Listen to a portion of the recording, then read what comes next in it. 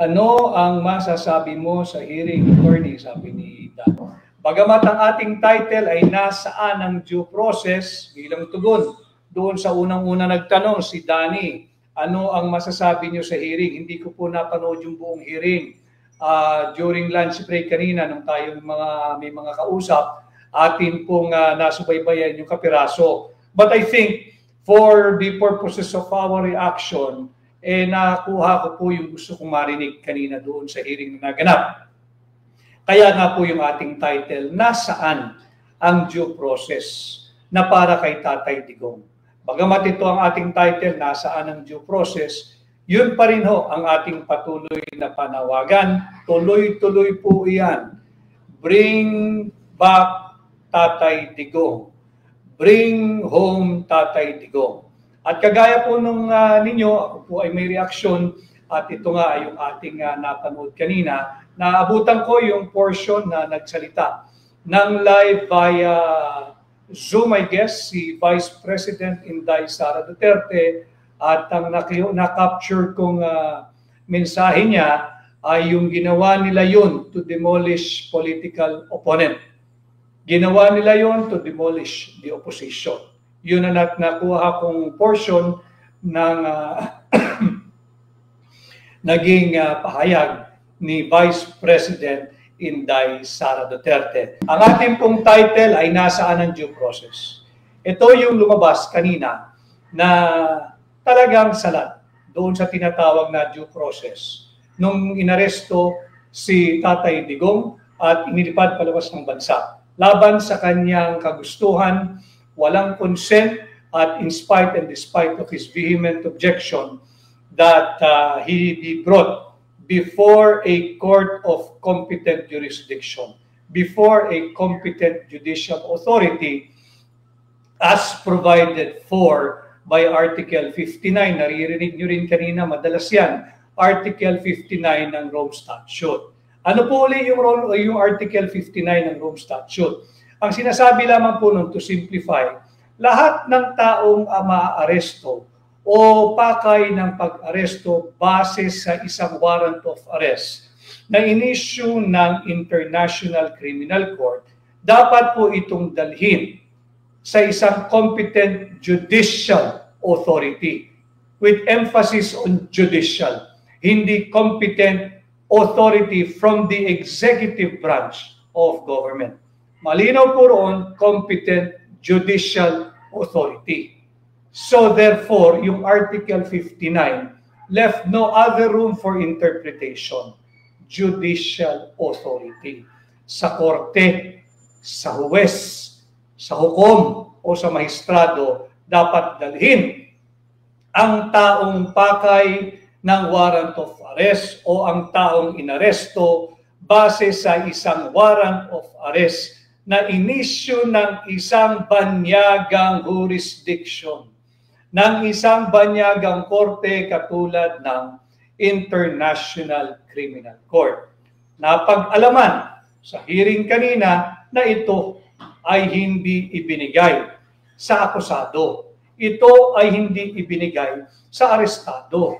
Ito ay hindi ibinigay kay Tatay Digong, isang Pilipino na dapat sana ay usigin ng korte dito sa Pilipinas, hindi ng banyagang korte, na dapat sana ay usigin ng Pilipinong mang-uusig o prosecutor, hindi banyagang taga-usig, at higit sa lahat, dapat siyang litisin at husgahan ng isang lokal o Pilipinong maestrado at korte sa Pilipinas, hindi ng banyagang maestrado, hindi ng banyagang korte, at hindi ng banyagang jurisdiction. Malinaw po doon, pinaliwanag kanina.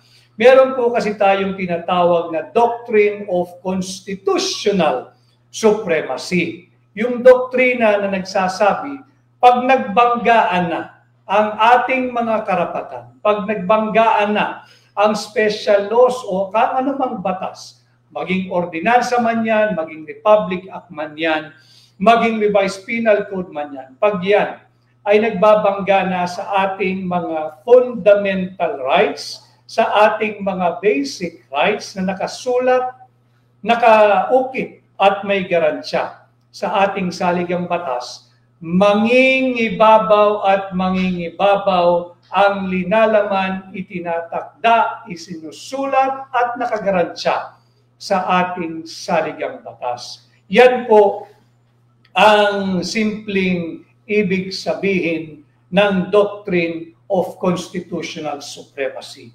Ulitin ko, dito po sa ating diretsyong pakikipag-ugnayan sa inyo, pilit nating pasisimplihin o sa English pa ile-laymanize yung mga naririnig nating termino na hindi po kayo dapat magulat o masindak sapagkat sisikapin natin manapasimplihin upang pati ang ordinaryong mamamayang Pilipino ay maintindihan, maunawaan at magkaroon ng sarili ninyong pananaw, opinyon, prinsipyo at desisyon, not necessarily na sang-ayon sa aking opinyon o sa aking pananaw. Ang importante, ma-educate ko po kayo, sambayan ng Pilipino. Ang importante, bahagi ng aking advokasya, hindi lamang bilang kandidato pagka-senador, hindi lamang bilang senador ninyo. Bahagi ng aking advokasya bilang Pilipino, bilang abogado, bilang maiso, ay iangat ang antas ng pampublikong diskurso, maging bahagi ang lahat ng Pilipino may pinag-aralan, kakaunting kaalaman o profesional, ordinaryong Pilipino, opisyal ng gobyerno o empleyado ng pribado o gobyerno. Importante ho magkaroon kayo ng sarili ninyong opinyon sa mga mahalagang usaping panlipunan sapagkat tanging ang isang informed citizenry lamang ang tunay na makakapagbigay diwa dito sa mga garansya na nakaukit, nakasulat at may garansya sa ating saligang batas. Ito na nga po tayo, pinag-uusapan natin nasaan ang due process. Nakita kanina dyan sa ginawang pagdinig sa Senado na salat at hindi na ibigay. Yung due process, yung standard of due process na dapat ibinigay kay Tatay Digong. Hindi lamang po ito usapin kung ikay makaduterte o hindi. Ito po yung usapin, mahalaga, usapin ng bawat Pilipino. Lumabas din kanina sa hearing yung katanungan, kung ito ay nagawa sa isang dating Pangulo, paano pa ang mga ordinaryong Pilipinong katulad nyo, katulad ko, katulad natin? Paano na yung nagtitinda ng balot sa gabi sa lansangan? Meron ka pa ba kayang aasahang due process? Paano na yung mga market vendors? Paano na yung ating mga motorcycle riders? Paano na yung ating mga vendors sa kalsada na nagkakalakal lang o naghahanap buhay ng marangal? Nasaan ang due process? Ang usapin ng due process ay hindi lamang patungkol kay Tatay Digong o kay dating Pangulong Rodrigo Roa Duterte. Ito ay usaping mahalaga na dapat pag-usapan nating lahat sapagkat when we speak of the constitutional supremacy being the supreme law of the land, lahat po tayo ay saklaw nito. Lahat po tayo ay dapat may proteksyon dito. Maganda rin na napapag-usapan kanina, yung pangamba na paano, ligtas pa ba ang ordinaryong Pilipino sa kanilang pamamahay laban sa mga pag-abusong pagsisilbi ng search warrant, pag-abusong pagsisilbi ng warrant of arrest, o di kaya yung pag-aresto kahit walang warrant. Ito po yung lumalabas kanina sa pagdinig. Kaya nga po ilang ulit lumabas yung katagang Doctrine of Constitutional Supremacy. Sapagkat may lumalabas na mga sinasabing batas, yung Republic Act 9851, yung Section 17. Ini-invoke po yun kanina sa hearing on the part of the government na yun daw po ang kanilang ginamit, yung RA 9851. Yan po yung batas dito na ipinasa ng ating Kongreso, I think, sometime 2009.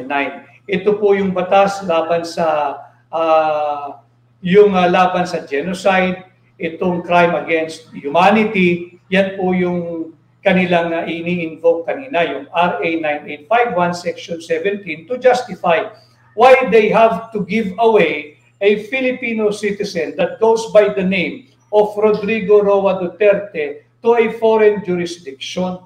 Subalit habang ini-invoke nila yun, hindi ho kasi talaga magtutugma.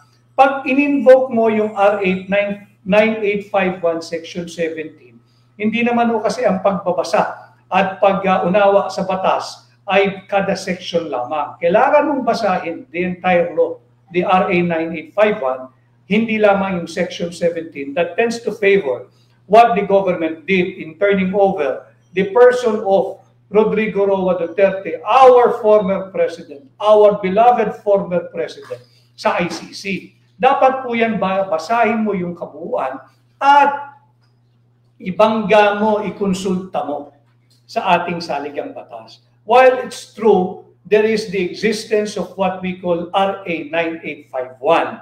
Ito nga po yung batas na ipinasa ng ating lokal na kongreso, yung ating House of Representatives at ng ating Senado, na tumutukoy po sa mga crime against humanity, yung mga genocide, yung mga war crimes. Yan po yan. Subalit, babalik ka sa ating saligang batas. Bakit? The Constitution is the fundamental law of the land. Yan po yung supreme law. Wala pong pwedeng mas mataas sa ating saligang batas na kahit na anong special law or special laws.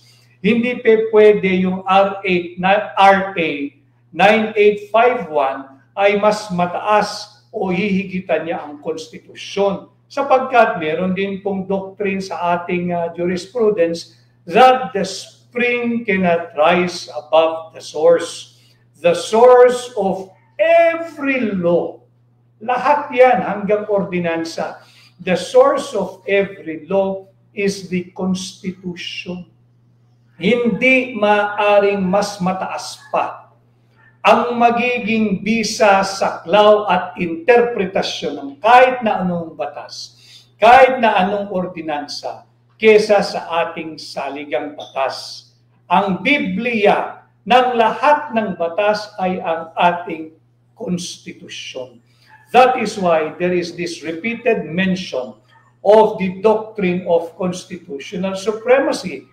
Meaning, yung sinasabi ho nilang RA 9851, baliwala po yun.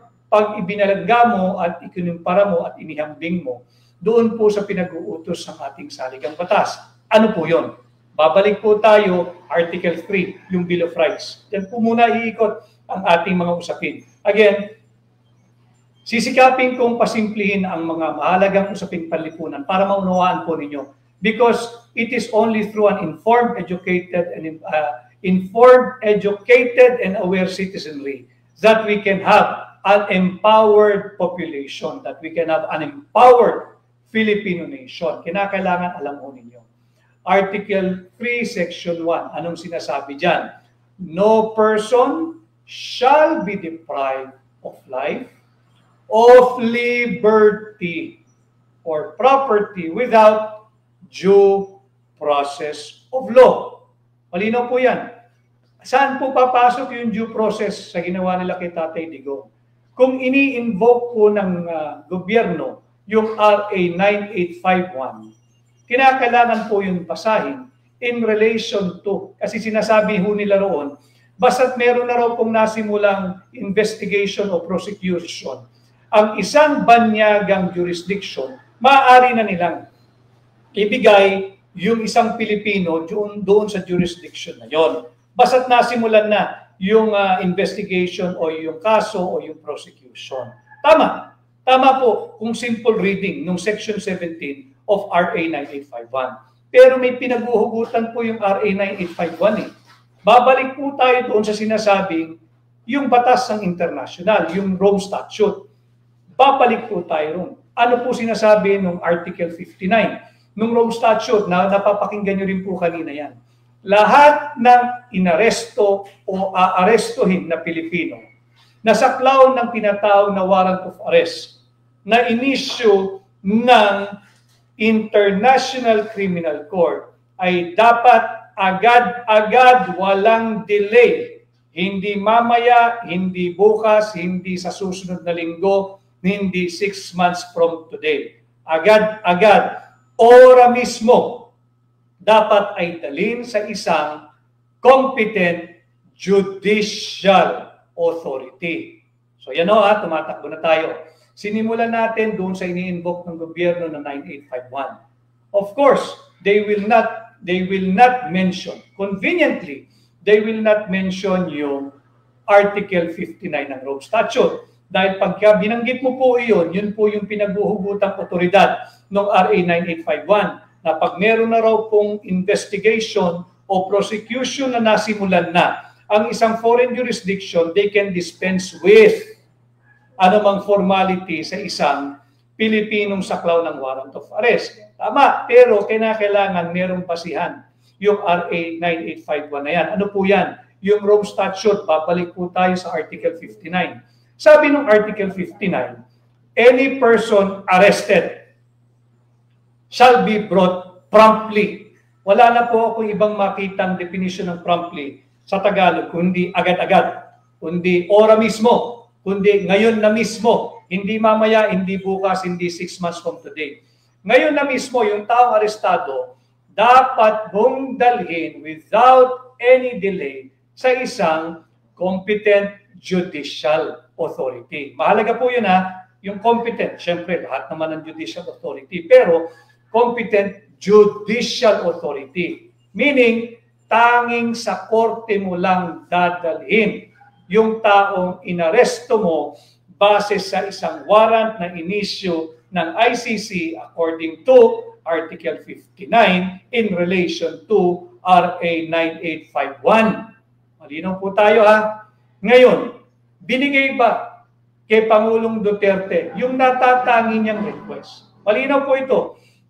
Noong kami pong mga local lawyers niya ay nag-meeting noong March 13, malinaw na binanggit sa amin ni Attorney Martin Delgra, isa lang ang hiningi ni Pangulong Duterte. Isa lang ang request ni Pangulong Duterte. Walang iba.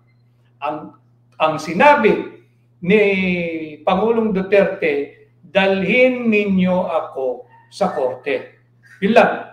Wala siyang request na dalhin siya sa kung saang special na lugar o bigyan siyang special na pagtrato. Isa lang rin request niya, dalhin ninyo ako sa korte. Bakit? Nalalaman niya yung kanyang karapatan bilang dating Pangulo, bilang dating prosecutor, bilang abogado, at higit sa lahat bilang Pilipino. Alam niya that the Constitution, the 1987 Constitution, hindi naman suspended yan. It is working, it is functioning, so alam niya yung kanyang karapatan. Hiningi niyang dalhin siya sa korte. Bakit? I-invoke na rin niya dyan yung kanyang karapatan under Article 3, Section 1. No person shall be deprived of liberty. And under arrest ka na hindi ka na makagalaw Any moment na hindi mo na magalaw ang iyong freedom, under arrest ka na niyan, restricted na movement mo You can now invoke kung ano man yung mga related laws. In-invoke po niya yan Yung dalhin ninyo ako sa competent judicial authority because he knows Article 59 of the Rome Statute. Pangalawa, yung Article 3, Section 1, that no person shall be deprived of life, liberty without due process of law. Again, may due process ba? Anong nangyari dun sa tinatawag nating constitutional supremacy, yung doctrine of constitutional supremacy? Pangalawa, meron pa rin isang related constitutional guarantee. Diyan pa rin hindi tayo lalayo sa ating Bill of Rights. Article 3, Section 14, no person. This provision starts in the negative. No. Ibig sabihin, hindi pwede. Bawal.